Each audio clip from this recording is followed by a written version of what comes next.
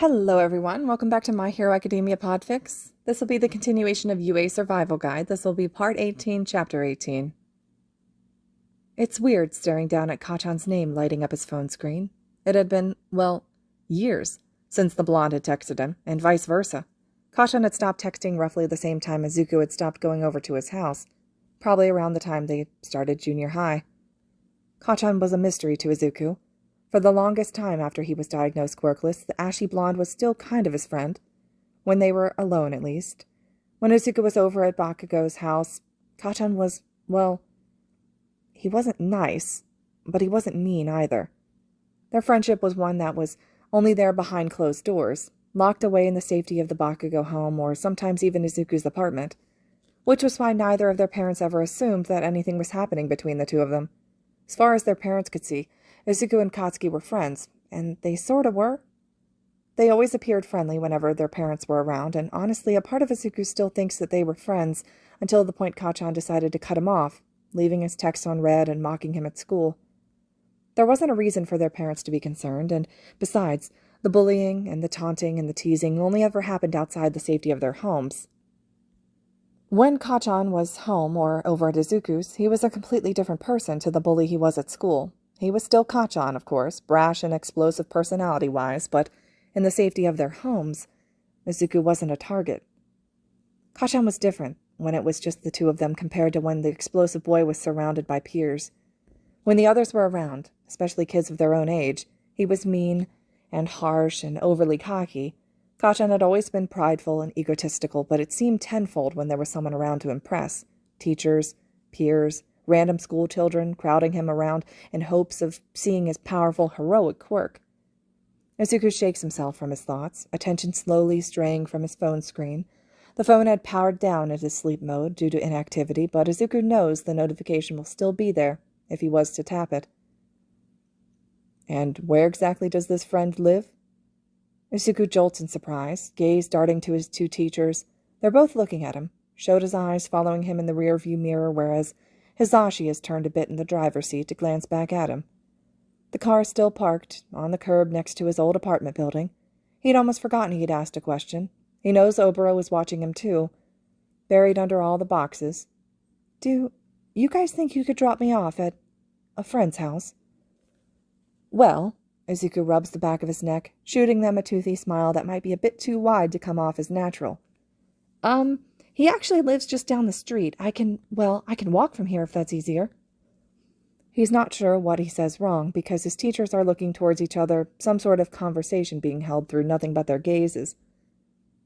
Does this friend have a name? Izuku almost winces at Shota's suspecting tone. The drawl comes out somewhere between caution and an almost knowing disbelief. Izuku opens his mouth to respond, but ultimately just snaps it shut again with an audible click of his teeth when he realizes he doesn't want to admit to who he's seeing. I don't like how you asked that, problem child. I don't like how you had to settle on a relation to this person. I wasn't settling, Izuku tells them, wringing his hands together. We are friends, just, I don't know. Sometimes we are, or maybe we were? You're not really filling us with confidence here, kiddo, Hisashi tells him softly. Sorry, Izuku bows his head because apologizing is easiest. I know that it looks sort of bad, but it's not. Please? Who is it you want us to drop you off to see? Shota asks, and the tone leaves no room for argument. It's that demanding tone he uses at school when the class is rowdy or quirks get a bit out of control, or even just when he's had a long day and is tired of their shit before class starts. Kachan? Izuku forces out, fighting back a wince. No. It takes all of his willpower to not swivel around to glare at the ghost. Oboro's tone held little emotion as he huffed the word out like his word had any power over Izuku or his guardians up front. He refuses to look over at Oboro, instead keeping his gaze locked towards the front of the car where his guardians had gone silent in thought. Bakugou. Shota's tone comes out similarly to Oboro's, tense and uneasy. It's almost a bit distasteful in a way. Their teacher's voice probably shouldn't be like that when talking about a student. Why? He asked me to come over. Izuku lifts a shoulder in a shrug. And you want to go?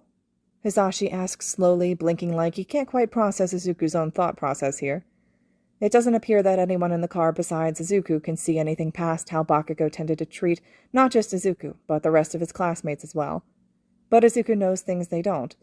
Izuku knows Kachan wouldn't contact him unless it was something important. Izuku shrugs his shoulders, not quite trusting his own voice not to raise an octave in panic.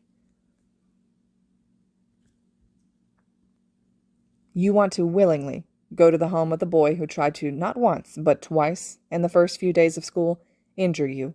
The same boy who we've been keeping you apart from in fear that he'll do physical damage to you in a bout of poor temper? That, Kachan? It sounds weird, hearing Shota's dull, monotone voice spitting out Kachan's childhood nickname. Izuku thinks it's just the underground hero forcing Katsuki and Kachan into one, Kachan the childhood friend and Katsuki the ex-friend who tormented him. Izuku squeaks out meekly. Yes? And he knows it doesn't make very much sense. They are looking at him from this in a whole different perspective than Izuku is. Shota and Hisashi, and Oboro, a bit by extension, are seeing Izuku asking to visit the student who'd been nothing but trouble for him since the start of the year, where Izuku is just asking to talk with one of the living people who actually probably knows the most about Izuku despite their years of being not friends. Izuku, Hisashi's voice comes out unsteady, low, and concerned. He and Shota had shared another silent second of eye contact, neither saying a thing, but their faces had a twisted, similarly confused look. I'm not sure that's such a good idea. Nothing's going to happen. Kachan doesn't use his quirk at home. He's not allowed to. Izuku huffs out carefully, taking care to make sure that his voice doesn't change or waver. He doesn't want his guardians to be angry with him, but he's going to insist a bit. Auntie will probably be there, too. She doesn't work on the weekends, or, she never did before.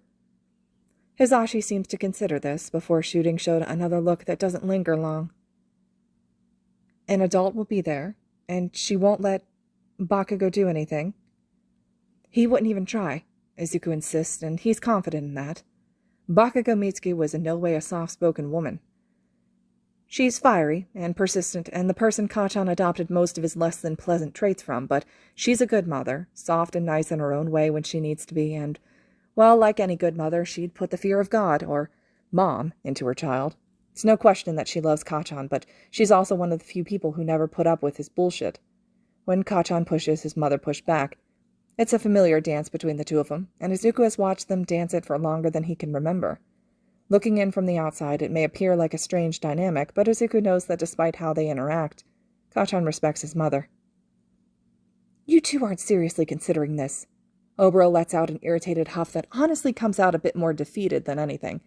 It's Bakugou. Come on, you idiots. You've seen what the bastard child can do. Use your brains. Say no.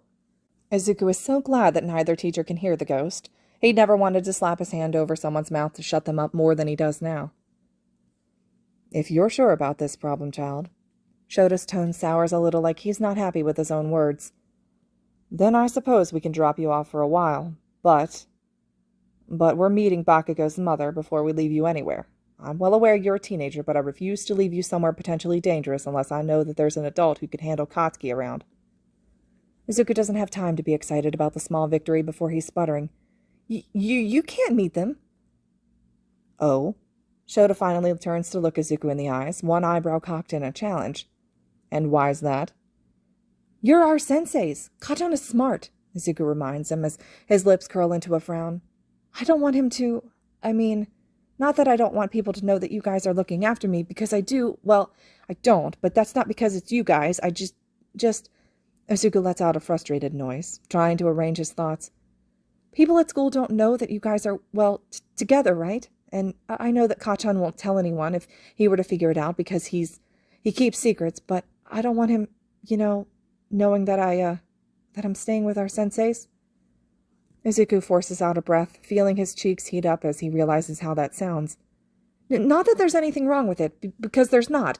It's very kind of you two to let me, stay with you, and I'm very thankful that you're watching over me and doing everything, so I'm not putting myself into the foster system. Just take a breath, kid, Shota tells him, cutting Izuku off with ease.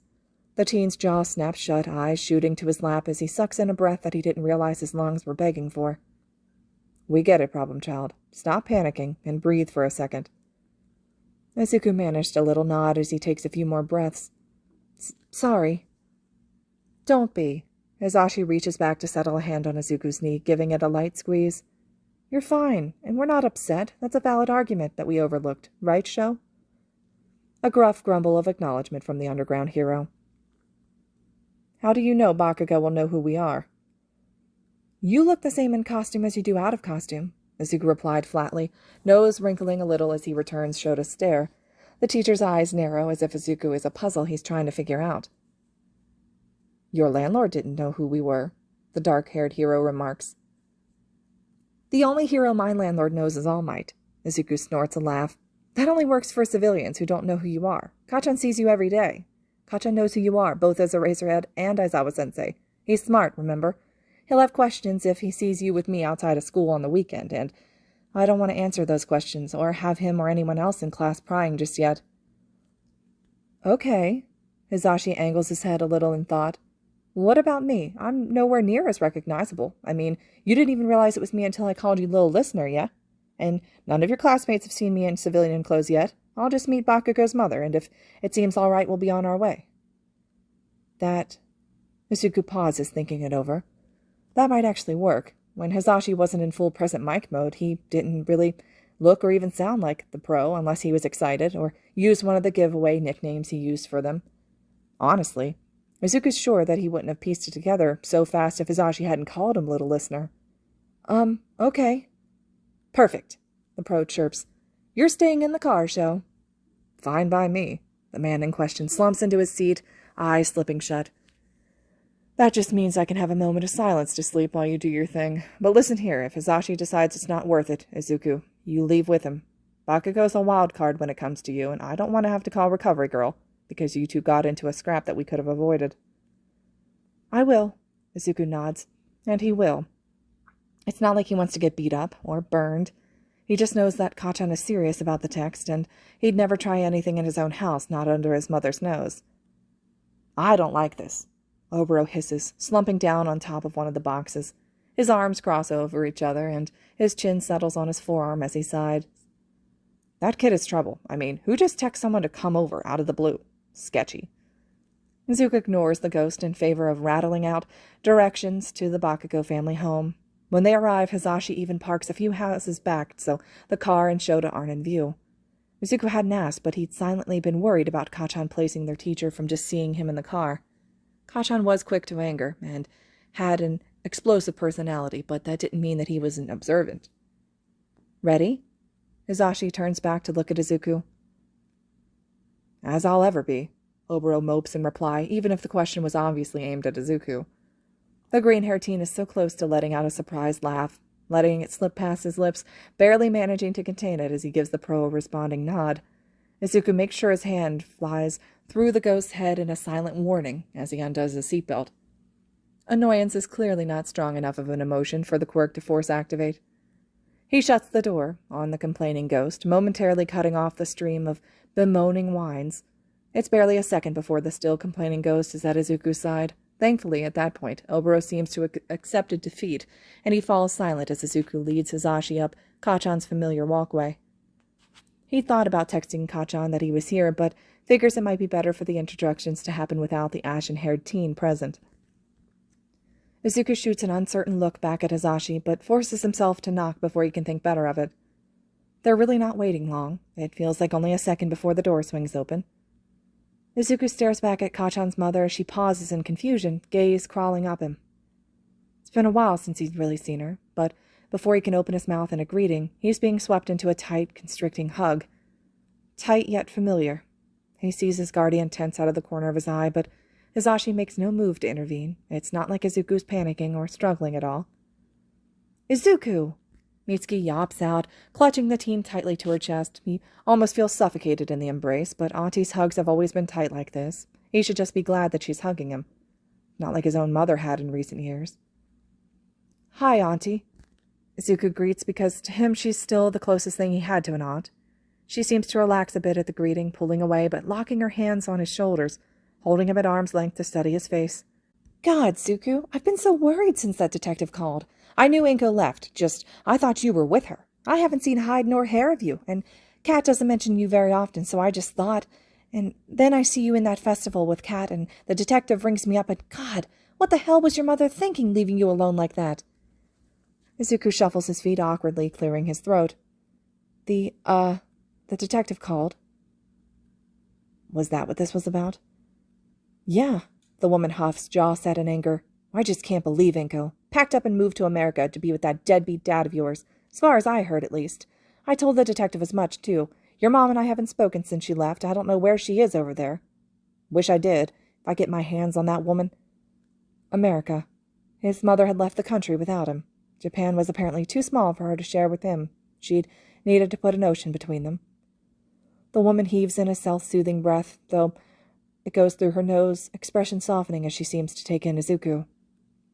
I'm sorry, kid. I can't even imagine what you went through. I'm glad you're okay. We all are. Masaru and Kat, too. Izuku doesn't completely believe Mitsuki's claim, but he manages a light smile anyways. He doesn't doubt that Kachan's parents were being worried about him, but he doesn't believe for a second that Kachan shared the sentiment. Not completely, at least. It's just then that Mitsuki seems to notice that Izuku hadn't shown up alone. Her gaze strays from the green-haired child to the man stood calmly behind her. Izuku feels her grip tighten protectively, tugging him a bit closer. He's sure to her normal eye it wouldn't look like anything, but Hisashi probably sees the action for what it is because he flashes a bright, placating smile. Izuku gives mercy to both, stepping to the side so one of Mitsuki's hands slips off his shoulder, but the other remains gripping the fabric of Izuku's sweatshirt. He clears his throat and manages his best smile. Auntie, this is Yamada Hisashi, one of my foster dads. And Hisashi, this is Bakugou Mitsuki, Kachan's mom. You're the one looking out for the brat, then? Mitsuki's voice comes out low and almost warning, hostile in a way a mother bear would be. She drags her gaze up the tall man, but Hisashi just keeps smiling. He gives a nod, cheerful smile never wavering. My husband and I, yes. My husband works with Detective Tsukauchi, who I assume is the detective you spoke with, and we've had our fostering licenses, so Izuku was placed with us relatively fast. And you like it with them, Zuku? She looks down at the teen, gaze prying. They're very kind to me. Izuku gives an honest nod. He knows Mitsuki can read his expression in words, knows she sees the honest truth in them, because she relaxes slightly, studying Hisashi once again with less hostility. Still, he repeats her words back to her, just to cement his opinion. I like being with them. Hisashi's smile softens to something a little less forced at the soft admission, but he doesn't say or do anything, just slips back into his, what Izuku is going to dub, present mic grin. That's good, then. Mitsuki nods after a second of contemplation. I just wish we would have known sooner. Maybe we could have taken you in. God, what was your mother thinking? Izuku doesn't think that's really how it works, but by the way that Hisashi's lips pinch into a frown before the smile returns, he's going to assume it takes a bit more work than she thinks it does. Izuku doesn't know how to respond to Kachan's mother, so he stays silent instead. It's not more than a second of almost awkward silence before Mitsuki speaks up again. I guess I should go get the brat down here, then. He's who you're looking for, right, Izu? Izuku gives a light nod, finally tugging away from the woman's grip as she turns to shout up the stairs. He casually steps so that he can almost press back against his guardian, waiting to see if he's staying or going. Hisashi sets his hands on Izuku's shoulders and gives a light squeeze as Mitsuki yells up to Kachan to hurry his ass up and greet his guests like a good host. Kachan's returning grumble of, yeah, old hag, it's just Zuku, as Hisashi's hands tensing on his shoulders in silent debate. That temper of his, Mitsuki huffs out as she shakes her head, attention lulling to Hisashi as she tuts. I swear, that kid and I are going to have a smackdown at some point if he keeps copping that attitude with me. I've tried everything short of beating it out of him. Too bad the kid takes after me. The words come out with a playful lightness, like how Mitsuki used to always talk with Izuku's own mother about, well, Kachan's terrible 2s, 3s, 4s, 5s, and, well, every age since. She was what people are referring to when they say someone is all bark and no bite. Hisashi hesitates for just a second longer as footsteps start thumping down the stairs, accompanied by Kachan's grumbles, before he seems to come to a decision as he gives a light push into the threshold instead of pulling him back, which Izuku takes as permission to actually step in. Izuku had been right. If anyone can keep the ashy-haired teenager in line, it was definitely his mother. Kachan's jaw is tense when he steps halfway down the stairs, pausing to observe Izuku over his nose. Izuku can see how Kachan's muscles tense in a way that must be biting down his usual sneer and tight words. Izuku watches Kachan's gaze travel up the length of Hisashi, but neither says anything. Good. Come on, Izuku. Kachan clenches his jaw, looking away as he continues. My room. Izuku bows his head in a nod, toeing off his shoes and replacing them with an old pair of uwabaki slippers that he remembers that were always around for the guests here. He'd had his own pair the last time he was here, but they definitely wouldn't fit anymore. He smiles at both Auntie and Hisashi, giving the man a wave goodbye, before following his childhood friend up the stairs. Kachan had turned, retreating back upstairs, abandoning Izuku as soon as he'd seen him taking his shoes off. Very hospitable, Oboro scoffs, keeping pace with Izuku as the teen takes the stairs one at a time. Izuku ignores him, so he can listen in to the two adults speaking before he's out of earshot, or Hisashi leaves. He's curious. Would you like to come in for tea or something while we the boys do whatever it is teenagers do? Oh, thank you for the offer, but I really should be going. My husband's waiting in the car. He's feeling a bit unwell. We just wanted to make sure Izuku got here safe. We're a bit cautious of what he's doing with his injuries. From the sports festival, we're just on our way home from errands when Katsuki-san had texted Izuku. Izuku had never pegged present Mike as someone able to lie as flawlessly as he had. Shota, maybe, but Hisashi? He never would have guessed. Izuku's almost impressed by it. When Izuku's finally out of earshot, he lets himself glance at Oboro. The ghost's scowl has deepened. You don't have to stay, you know, Izuku tells him with a shake of his head. Like I'm going to leave you alone with that explodey meathead. The guy has bombs for hands and the temper of a toddler. Last thing I need is to have to guide you into the afterlife because your friend got too handsy. I wouldn't be a good tour guide, dude. I can hardly ghost for myself. I can't show someone else the ropes if I don't have a hold of them. Izuku just shakes his head as he finally steps through Kachan's ajar bedroom door.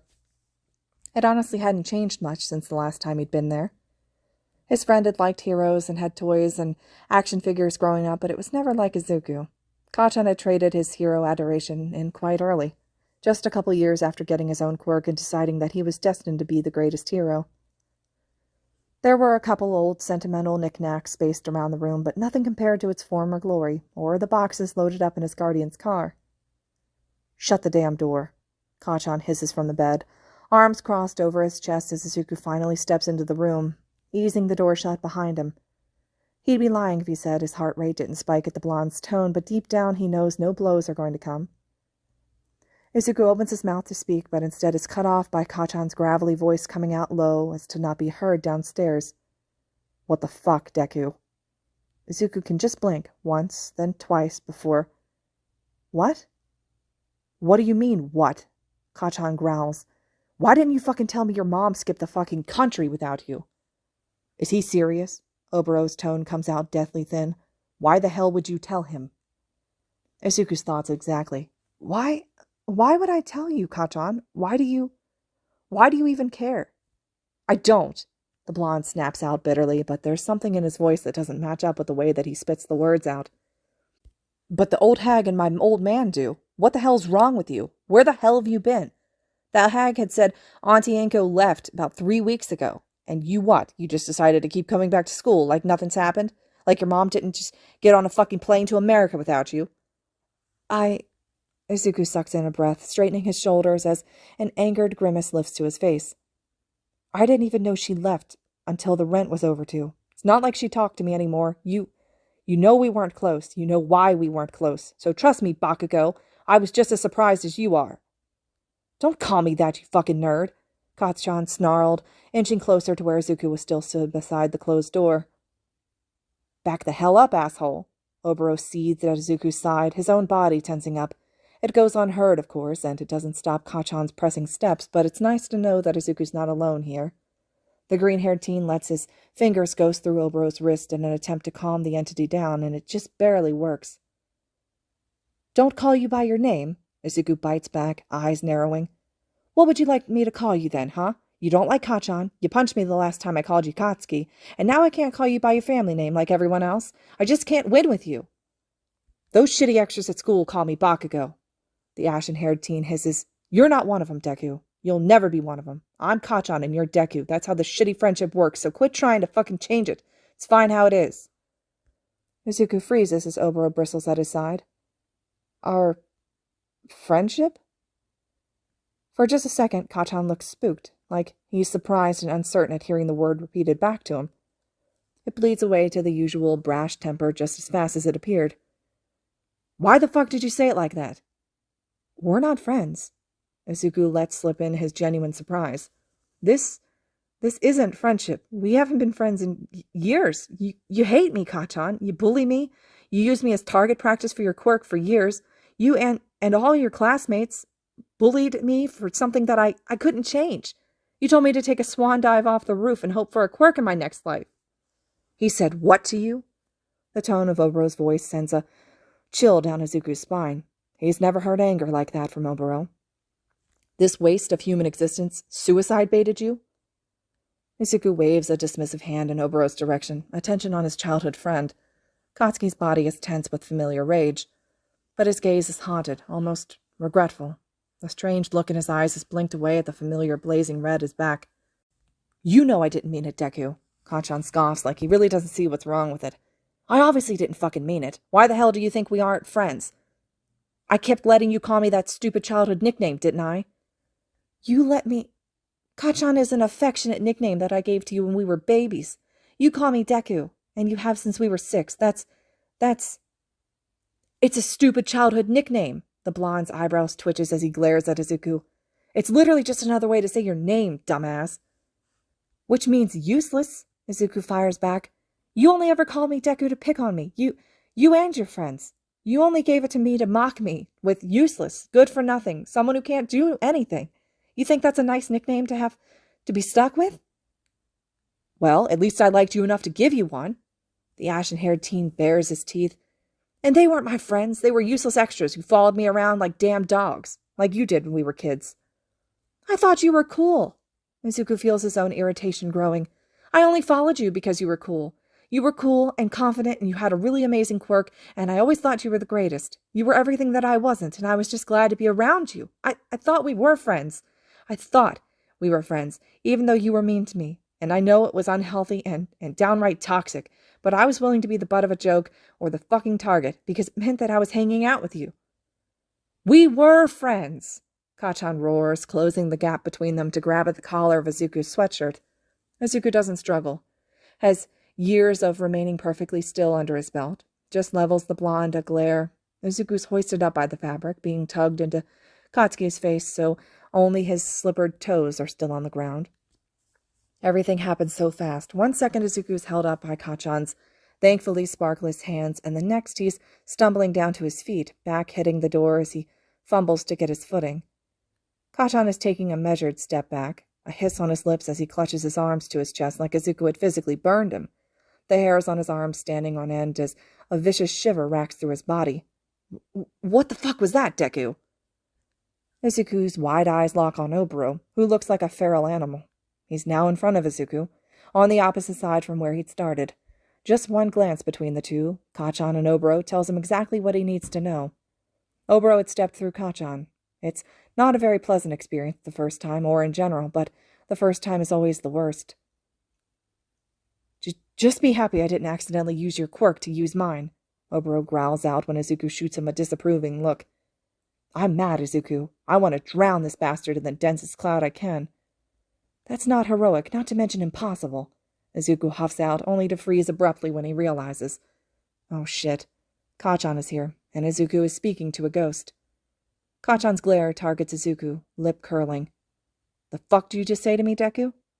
I wasn't talking to you, Kachan. I was...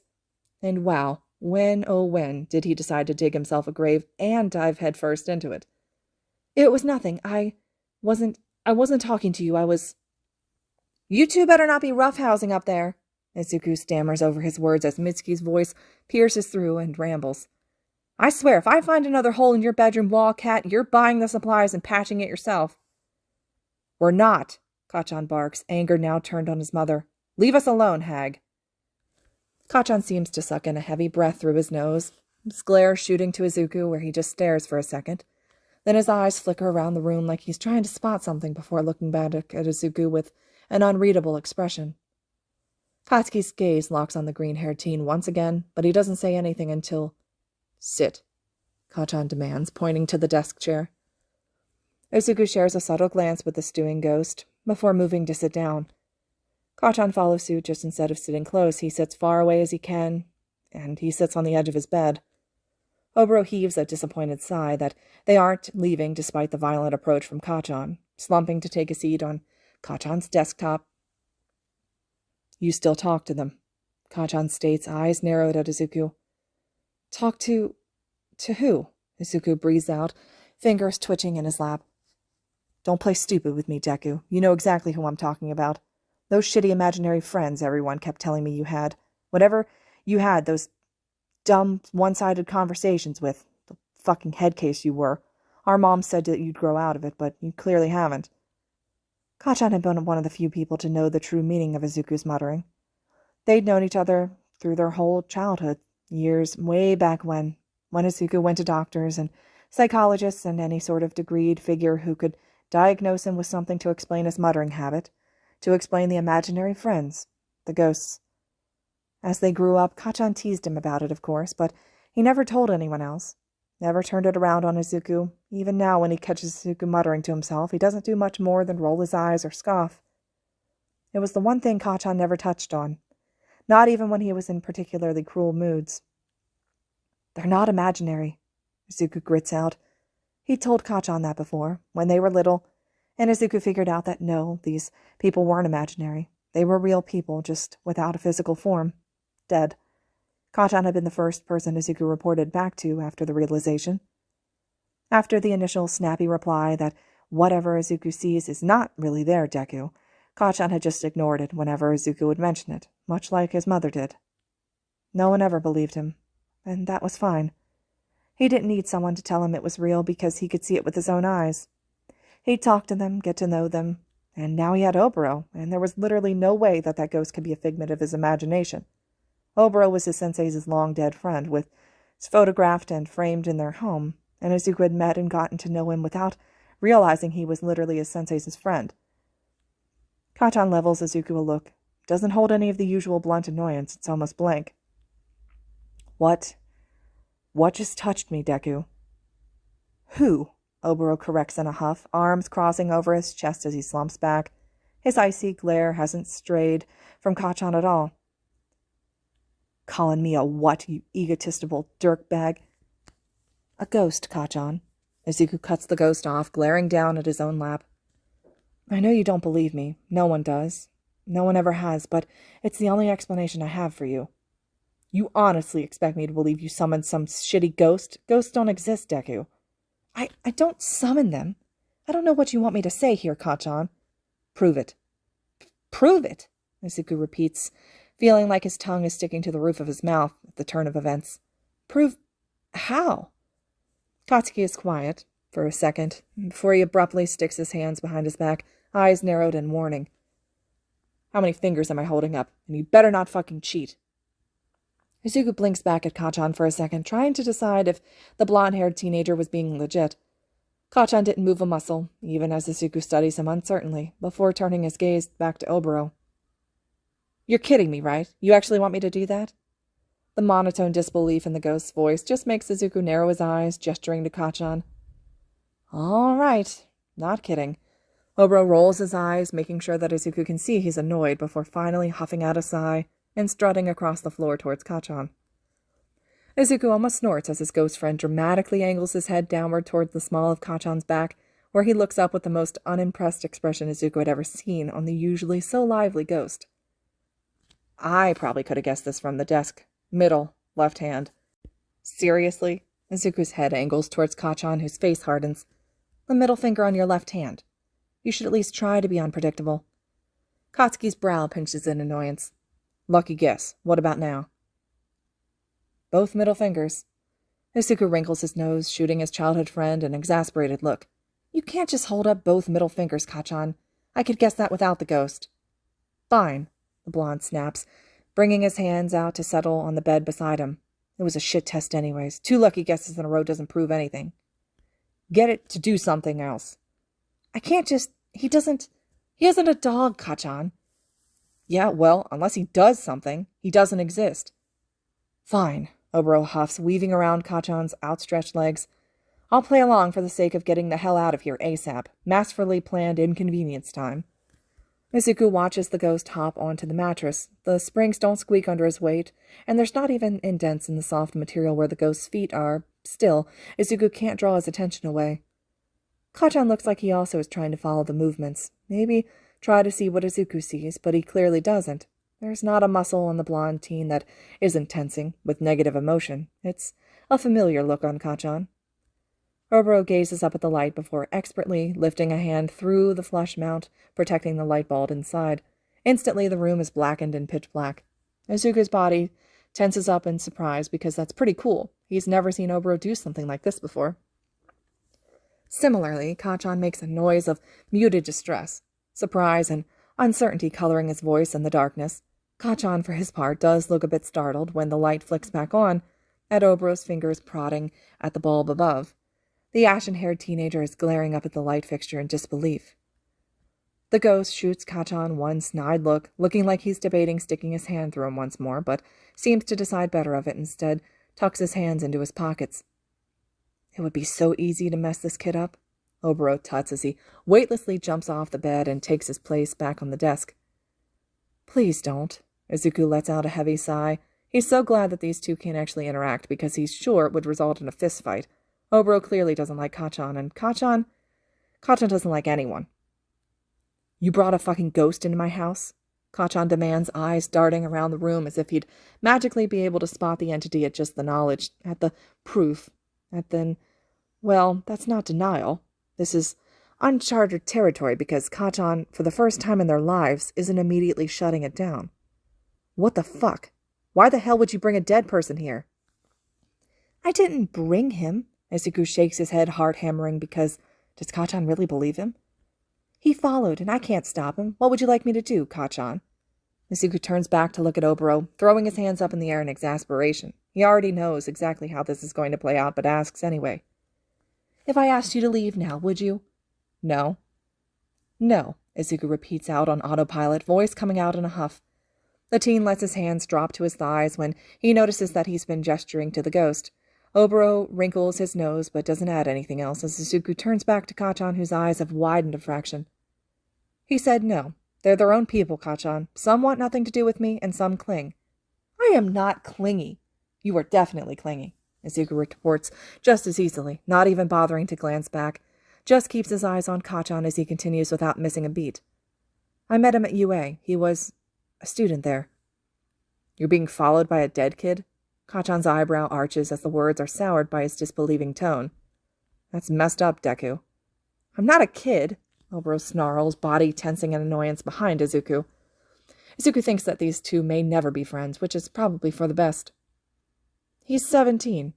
Physically, at least, Izuku thinks but doesn't mention. So he's not a kid. Yeah, Kohai. The nickname comes out sickly, sweet, a venomous drawl. That makes me your senpai, doesn't it? You tell him that, Zuko. I want to see him squirm. Izuku chokes on a breath. I would literally rather die than say that to him. Kachan bristles at the words, a dark scowl settling on his face as his eyes scan unseeing over the space behind Izuku, clearly determining that that's where the ghost must be since Izuku keeps glancing back at it. What the hell did that bastard ghost say about me? Kachan's body tenses up like he's getting ready to pounce, but after a second of his muscles tensing, he seems to force himself to calm down. You better not be fucking with me, Deku. I swear to God, if you're trying to make me look like an idiot, 15 years is a long time to keep a gag running, Kachan. Izuku shakes his head. He probably sounds tired, and he is. He's so tired. This is the closest he's ever come to someone believing him. It takes time and convincing, and in this case, a full-on fight. And even if I was, how do you explain that cold sensation? He walked through you. And the light? I mean, I honestly could have guessed the other test, but there's no way I could have faked those. That ghost asshole did that on purpose? Kachan spits, rubbing his arms where the hairs on his arms are still standing on end. Fuck, it felt like my blood froze. Damn right I did. I'm not sorry. Oboro hisses out, arms crossing over his chest again. Oboro definitely should not look so smug. especially not when Izuku is still playing damage control for Obero's chilling party trick. I wish I had done it sooner, too. Not helping, Izuku snaps. Obero at least has the decency to look shamed, though his gaze strays back to Kachan where it hardens again. He'll try not to touch you anymore, Kachan. I will. Obero abruptly shuts his mouth at the sharp glare that Izuku shoots over his shoulder. Fine, I will. Unless that jackass makes the first move, then all bets are off. Knock it off, Izuku seethes out between his teeth. The ghost just slumps down in defeat. You really aren't fucking with me, Kachan mutters, eyes narrowed on Izuku, but not in the usual angry type of way. There's a blissful moment of thoughtfulness in Kachan's gaze, eyes, face, and lacks of any anger in an attempt to understand. Why the hell didn't you get your ghost friends to touch someone before? I just met him, Izuku frowns. I mean, not just, of course. We are friends, but I met him at the start of the school year. Not that specific one, idiot. Kachan snaps as if Izuku had just said the dumbest thing he could have possibly ever. Any of them, all of them. I don't fucking know. You've been talking to him all your life. Why now? Izuku considers this, glancing back at the ghost. Obero is quiet but attentively listening. Ghosts are... Izuku debates his words. In passing, usually. And I mean that by they don't tend to stick around after they meet me. They don't usually follow me. Some continue their everyday lives after they die, like they don't even know that they're dead. Some follow loved ones, some just hang around where they, died, and others go beyond. I'm not sure where they go or what happens. I never and won't ask because I don't want to know. Izuku shakes his head, thumbing at the bandaging on his arm as he needs something to do. I can't even really tell the difference between them and us sometimes. They look dead. Ghosts talk to me, but they don't tend to follow me. Like, I meet them in passing all the time, but... this time, this ghost is the only one who's actually, stayed. We became friends. You could not get any fucking weirder, Deku. Fine, I believe you. You're some shitty ghost whisperer or whatever. Just stop talking to them at school. I won't cover for you again, got it? Beating you won't mean shit if our class thinks that you're psycho. Beating me? Kachan's glare snaps back to Izuku. I don't know how a quirkless nerd like you ended up with a quirk, a late bloomer, or whatever bullshit lie that you spewed about All Might giving you a quirk. Doesn't matter. I still will be better than you. I'm going to be the #1 hero, and I don't care who you have helping you. I'll beat you. Izuku's not sure how to respond, so he doesn't. He just looks at the blonde like he's trying to understand him. He doesn't. Finally, Izuku gives a nod. His mind drifts back to Kachan's furious but not explicitly angry shout of, "We are friends." He's a bit surprised that Kachan considered him a friend. Izuku always had considered Kachan one because Kachan had been his first friend. His closest friend for many years. He always looked up to Katsuki, admired his strength and power and confidence. Maybe the ashy-haired teen shared the same sentiment in his own way. Kachan has always treated him differently than everyone else. It wasn't exactly nice. This isn't exactly a healthy relationship, Kachan, Izuku whispers, refusing to look at the other teen. You bullied me. Maybe you don't really anymore, but you did, and you're not nice. We shouldn't be friends. We aren't really friends, but I think I'll always consider you one anyways. To be fair, Kachan wasn't really nice to anyone. He still felt the need to mention it, though. We're rivals now, Kachan tells him, the closest to soft that Izuku's sure that his childhood friend had ever sounded. I will be better than you and all those shitty extras in class, no matter what quirk you or any of them have, so you better keep up with me and give me an honest fight, Deku. Not like that shitty Icy Hot who didn't. We're not friends, Izuku repeats again, and Kachan's head angles in exasperation. But we are... Yeah, rivalry describes their dysfunctional relationship to a T at this point. We are rivals. Keep up, Deku. The other team huffs, and there's a curl of annoyance in his tone, but that's literally just how Kachan's voice is. Things better not change at school, either. I still want nothing to do with you or your shitty ghost friend despite all this, and you, ghost kid or whoever the fuck you are, touch me again and I'll find a way to kill you all over again.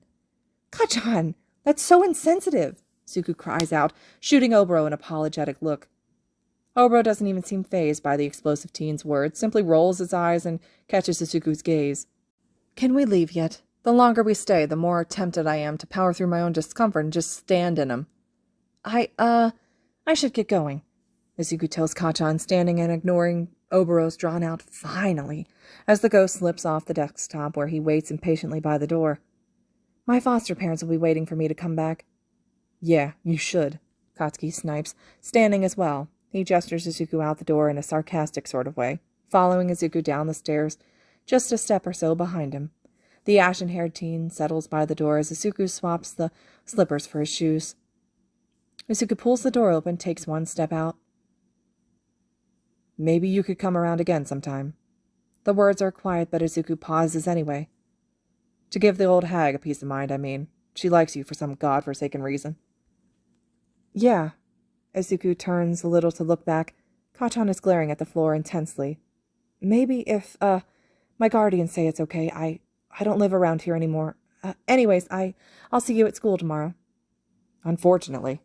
Kachan growls out, gaze shooting up and locking on Izuku with his lip curled in an irritated snarl. Izuku shrinks in on himself a little before stepping the rest of the way out. And Izuku? Izuku pauses, staring ahead. I'm sorry about your mom. What she did really sucks. Izuku doesn't say anything else, just chokes on a stuttered breath and bows his head as he finally steps all the way out, easing the door shut behind him. He roughly drags his heels of his palms under his eyes to dry up the welling tears. Maybe he's not a complete waste of space. Oboro's voice is soft at Izuku's side. He almost startles him, almost forgot that the ghost was there. He's still a prick, though. Has therapy done anything for that kid? And that gets a laugh from the green-haired teen. Believe it or not, he's 10 times better than he used to be in middle school. Hound Dog is a miracle worker. Well, Oboro frowns as Izuku pulls his phone out of his pocket. That's a worrying thought. Text from Shota, 1:23 p.m. Text us when you're ready to be picked up. Izuku smiles down at the text, fidgeting with his phone.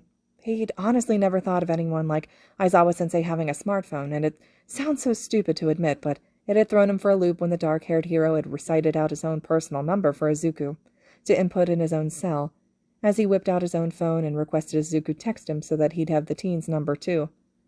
Hisashi had gotten to him first when it came to number exchanging, having swiped Izuku's phone from his hands and added his own number with a wide grin, then sent himself a text too.